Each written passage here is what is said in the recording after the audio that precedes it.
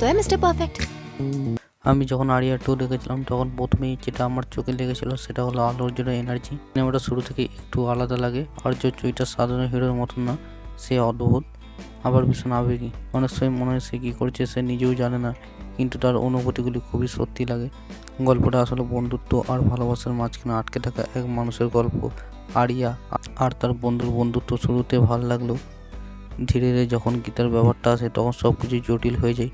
সত্যি বলতে কিছু জায়গায় এর ব্যবহার আমার একটু অস্বস্তিকর লেগেছে, কিন্তু আবার ভাবলে মনে হয় হয়তো ওটাই চরিত্রের প্রকৃতি। গানগুলো এখন আমার মনে আছে, রিঙ্গা রিঙ্গা বা মিস্টার পারভেজ শুনলে আজও সিনেমার দৃশ্যগুলি চোখের সামনে ভেসে ওঠে। মিউজিকটা সিনেমার মুডকে অনেকটা ধরে রেখেছে। সিনেমাটা একটু স্লো হয়ে যায়, কিছু সিদ্ধান্ত আর কিছু দৃশ্য দেখে আমার মনে হয় যে গল্পটা আর একটু পরিষ্কার হলে ভালো হতো। ক্লাইম্যাক্সে গিয়ে আবেগ আছে, কিন্তু পুরোপুরি পারফেক্ট বলা যায় না। সব মিলিয়ে আর এটা আমার কাছে একটা পারফেক্ট মুভি না হলেও এমন একটা সিনেমা যেটা দেখার পর মাথা থেকে সহজে মুছে যায় না। বিশেষ করে আরিয়ার চরিত্রটা ভালো লাগুক বা বিরক্ত লাগুক, সে মনে থেকে যায়। আমার মতে যদি তুমি স্টাইল অভিনয়, দারুণ গল্প এবং দারুণ গান আর একটু আলাদা ধরনের প্রেম বন্ধুত্বের গল্প দেখতে চাও, তাহলে আরিয়া 2 একবার দেখা যেতেই পারে।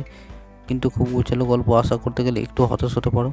গীতা চরিত্র খুবই গভীরভাবে দেখানো না হলেও তার উপস্থিতি গল্পের মোড় ঘোরানোর জন্য যথেষ্ট। অনেক সময় মনে হয় যে সেই যেন দুজন মানুষের ভিতরে যুদ্ধের মাঝখানে দাঁড়িয়ে আছে। একটা জিনিস আলাদা করে বলতেই হয়, আল্লু অর্জুন এখানে অভিনয় করেনি, চরিত্রটা বাঁচিয়ে তুলেছে। তার বডি ল্যাঙ্গুয়েজ, চোখের এক্সপ্রেশন, হঠাৎ হঠাৎ মুড বদলে যাওয়া, সব কিছু মিলিয়ে আরিয়াকে খুবই ন্যাচারাল লাগে। হ্যাঁ, সিনেমাটার সমস্যা আছে, কিছু দৃশ্য অপ্রয়োজনীয় মনে হয়েছে।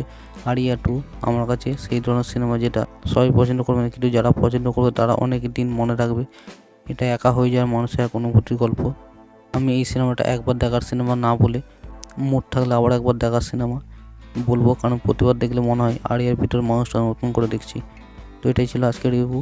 এরকম রিভিউ পেতে চ্যানেলটিকে সাবস্ক্রাইব করতে ভুলবেন না।